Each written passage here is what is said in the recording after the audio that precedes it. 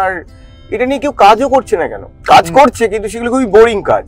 হ্যাঁ মানে মেডিকেল ব্যাপারটা, ডাক্তার ব্যাপারটা, অপারেশন, এইসব হসপিটাল ব্যাপারটা এমনি খুব ভয়। এবার সেটাও যদি আমি গলা ভারী করে ডাক্তার বাবু বলে এরকম করি তো লোকে আরো প্যারানয়েড হয়ে যাবে। তো আমার মনে হয়েছে সেখানে আমি কি করতে পারি। তখন আমার যে পার্টনার, আমার যে বন্ধু দাদা কুশলদা, ডক্টর কুশল নারায়ণ চক্রবর্তী, একদিন তার ক্লিনিকে গেছিলাম আমি এমনি দাঁত দেখানোর জন্য। তো হঠাৎ করে এমনি আমরা আড্ডা মারতে মারতে কুশলদা বললেন যে, তখন আমি না আমার বাড়ি যেহেতু নার্সিং হোম হয়ে গেছিল তখন আমি একটু বাইরে বাইরে থাকতাম। আমার একটা দাদার, অসীম দা, তার একটা স্টুডিও রয়েছে, পেন্টিং স্টুডিও, সেখানে কিছুদিন। আর এক আমার ভাই ছিল হচ্ছে, যেতে পারি, আমার ভাই ছিল ওই ওর ম্যানেজার, ও মাঝে মাঝে আমাকে থাকতে দিত, বা আরো বন্ধু বান্ধবের বাড়িতে ঘুরে ঘুরে ঘুরে ঘুরে এরকম ভাবে থাকতাম।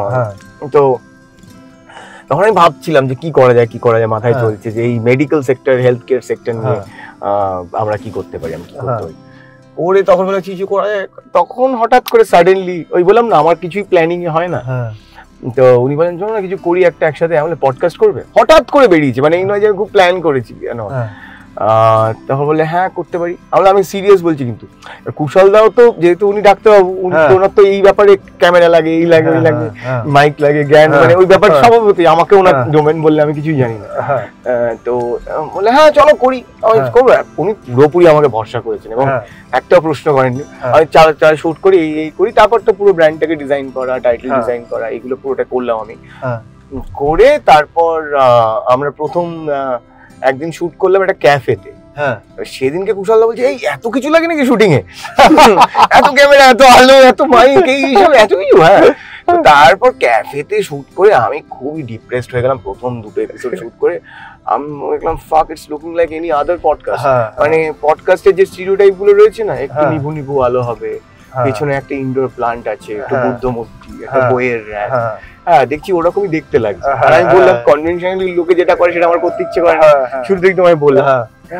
দেখতেও তো আর 5টা পডকাস্টের মতো এটাকে লাগছে। হ্যাঁ, সেই ক্যাফে আমি এটা করতেই চাই না, আমি কি করা যায় তুমি বলো, আমাকে কিছু একটা বলো। মানে কোনো ক্লিনিকে করতে চাই যারা দেখতে, ওটাকে দেখলেই লোকে বুঝতে পারে যে এটা হেলথ কেয়ারের উপর।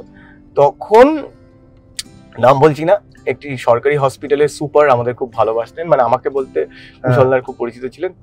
তিনি বললেন যে আমাদের হসপিটালে তো একটা জায়গা আছে, কনফারেন্স রুম, তো সেইখানটায় তোমরা করতে পারো চাই। হ্যাঁ হ্যাঁ চলো বলে গেলাম। তো একটা জায়গা একটু পরিষ্কার টরিষ্কার করে দেওয়া হলো। তারপর আমরা চেয়ার আনতে গেছি, তখন দেখি কতগুলো হুইল চেয়ার এমনি পড়ে আছে, ওটাকে সরিয়ে দেওয়া হচ্ছে। আর একটা চেয়ার আনাবো।